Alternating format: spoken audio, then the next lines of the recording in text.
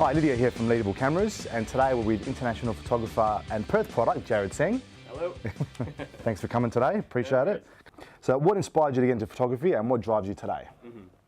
Well, it was all about music. It's always been about music. I love going to concerts back in the day, still do, and I was playing in some bands and writing about music, so the natural next step was to start taking photos at concerts, and that's kind of where it all started. And at the same time I was finding out my love for travel.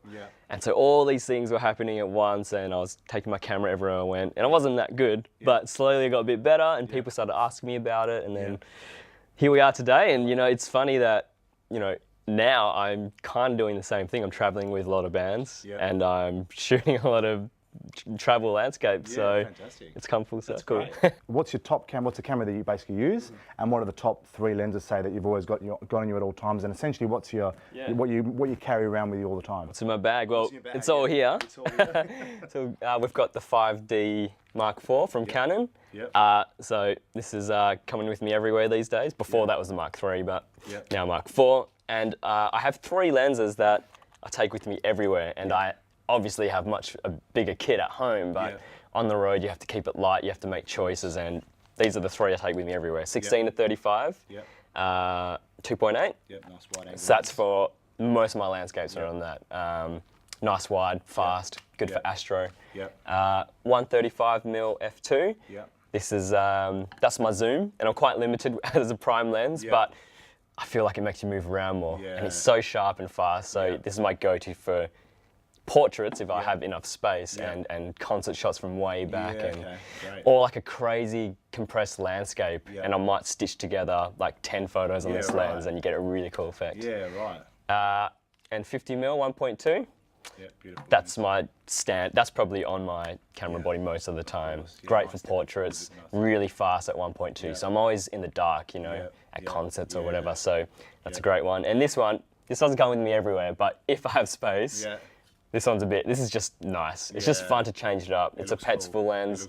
I think you guys have got it here. It's hard to find it, but there's one here, and it's just fun playing with the manual focus and some different effects. And this guy comes with me a lot as well, GoPro. You know, they say the best camera is the one you have with you, so I can't lug around everything all the time. Sometimes I might need to go underwater, or it's just something good to have in your pocket. Just something crazy happens, just one button. It's always on, It's great for behind the scenes to film, you know, just what's going on. And, you know, the quality is obviously not as crazy as something like this, but it's just got to, when you fast pace, you need to capture the moment. Something like that's handy, Great. Awesome. And the last piece of the puzzle is this DJI Phantom 4 Pro. Just great to get a new perspective on things. It's so easy now to just chuck it up in the air and get a whole new idea of a landscape or just a different view. And on the laws where you can actually take it now. Exactly. Always check where you can fly. But if it's safe and you know you're allowed to fly there, it's cool. It's just fun, you know? Absolutely, different perspective, exactly right. Awesome, great. So this week as well, you emailed me some images, which is amazing images, so I appreciate that. And I thought I'd actually print them out on metal, because that's what we do here, and they came out amazing. So I thought we might talk about the photo you took and the experience behind it, the image. So this one is in Iceland. About most of these kind of shots I take are at about 2 a.m, 3 a.m. The thing with the Northern Lights is you have to chase them. You can't just sit where you are and expect them to happen. Like, you have to look at the weather radar, you have to go where the clouds aren't, and you got to just like drive around. So middle of nowhere, 3 a.m, very cold, -10 I think. Is that right? And the thing is, with these little trips I do, I'm usually by myself. So I have to put myself in the photo. So you're by yourself into it? I'm by myself in this one. So not self-timer, with remote control actually, a Hano remote control. So you'll notice that, you know, I've got a. There's always like one hand like in my pocket or something, and that's the trigger hand. Nice one. But like just Northern Lights. I love hunting the Northern Lights, especially in Iceland, and. Again, the human element's great because it sort of gives you perspective. I think so. You know, I obviously shoot a few other frames without me or the car in it. But that's the one I'm drawn to. You know, that's the one I want to look at and be like, wow, it makes you stop and inspect it. Just the sky, still awesome, but you know, I agree with that. You flick past it. You do flick past it. You're right. I love it. That's awesome. Cool. All right. So next one, this amazing one as well. So yeah. Similar kind of idea. Luckily, I had a friend with me on this one. Yep. This is in the Northern Territory. That's you, I assume? That's me again, holding my phone light. Yeah, okay. You know, just to add something different.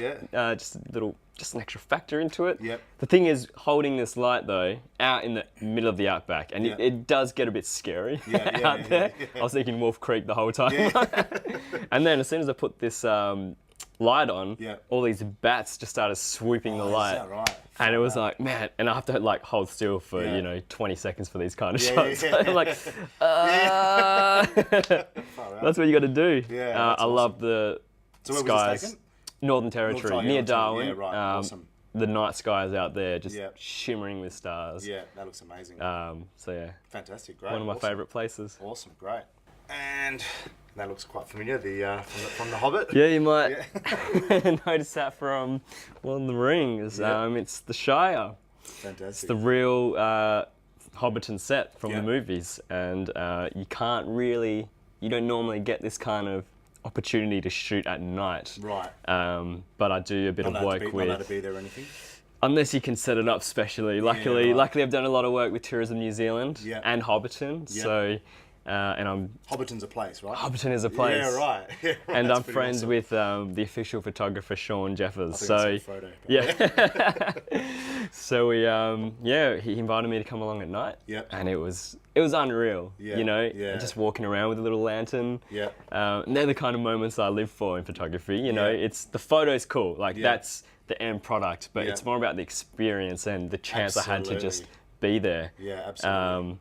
So that was surreal taking this photo. I was like, man, what am I doing? I'm here at night, and then you go home and you watch all the rings. That's man, awesome, I was right there. That's awesome. So yeah, I love this place, and I love New Zealand, and love the night sky. So put them all together. No, fantastic. No, it looks awesome. It's great. And probably the biggest question I've got to ask, and maybe a lot of other people are thinking the same thing, is how did you survive Survivor without your camera? Yeah, I mean, to be honest, I enjoyed the break. Yeah. I shoot so much every day normally, so 2 months on an island without that pressure and having to look for all the angles and light, it was really good. And you know what, you start learning a bit more about life in photography through Survivor. It's kind of the same thing. You got to put up with a lot of messed up stuff, but if you stick to your game and you work hard and you build relationships with people, you're gonna do all right. So it was good fun, the experience, It was good fun. I loved it, and some good friends out of it. Now I've got this back and That's a game changer. ready to go back into the wild with the camera. With the camera, awesome, well done. All right, thanks again, Jarrad. Appreciate you coming down today out of your busy schedule. So yeah, appreciate that very much. Thank you very much. You know where to come if you need any camera gear, and so thanks guys, and thanks very much.